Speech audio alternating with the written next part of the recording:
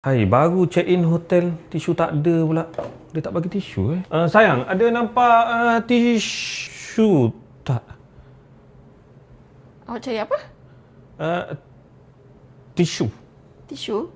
Oh, tak ada ke dalam bilik tu? Tak ada pula dalam toilet ni. Banyak betul tisu awak? Ni tisu saya. Awak call lah. Call minta dengan dia. Minta dengan siapa? Minta dengan hotel lah. Awak minta dia kan dalam tu? Dalam toilet tu? Tak ada. Awak kena call barulah. Minta dengan dia yang baru Ni saya punya. Bini aku mencuri ke ni? Haish. Awak ni.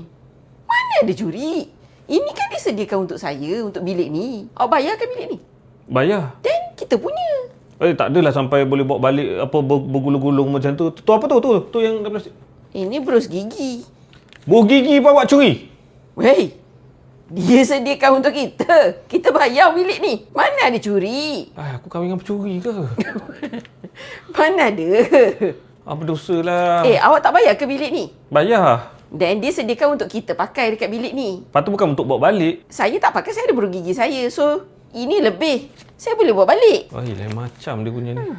Lepas tu macam mana ni saya nak pakai tisu semua ni? Awak call lah minta dengan dia yang baru. Tak nak saya, awak nak suruh, nak cakap apa kat dia? Awak cakap kat dia, bilik saya tisu dah habis lah. Macam tu. Aduh, dia mencuri. Lepas tu ajar kita menipu pula.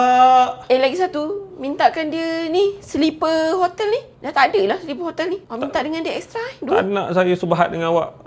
Awak nak mencuri, ikut awak lah. Awak ni apa yang subahatnya? Bilik ni kita bayar. Hotel memang sediakan semua benda ni. Jadi, kita kena gunakan lah. Apa yang tak habis guna, kita bawa balik.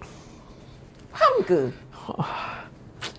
Tak apalah, tak naklah saya tak naklah apa buat macam ni. Biarlah awak nak ambil lah, tapi jangan libatkan saya. Awak macam tu lah. Awak macam tu lah. Kalau untuk isteri memang macam tu. Memang susah untuk awak buat untuk saya. Tak nak saya call cakap nak menipu dah tak ada tisu, habis tisu dah, padahal dalam beg bergulung-gulung. Awak tak tinggal sikit kat orang belakang. Nah, orang belakang dia bayar baru. Dia bayar dia punya bilik, dia dapat benda baru. Ini yang saya punya. Awak ni kenapa? Tak apalah. Biar je lah. Awak nak awak call sendiri. Tak untung niaga dengan awak ni. Padahal bilik hotel ni bayar. Tak muat pula. Macam mana?